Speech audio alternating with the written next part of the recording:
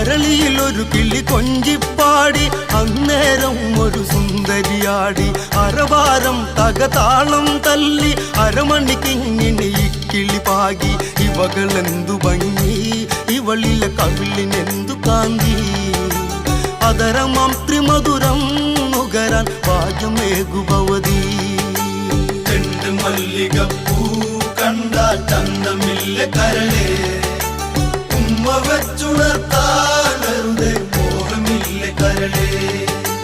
വിശ്രവസ്സു മാമുനി തന്നരികെ വിശ്വവിലാസിനി കഥനം തുടരെ പുത്രാർത്ഥിനിയാം ഇവളിലെ ദുഃഖം തീർപ്പാൻ വഴിയില്ലേ മുനി സ്വൽപ്പം ചെണ്ടു മല്ലികപ്പൂ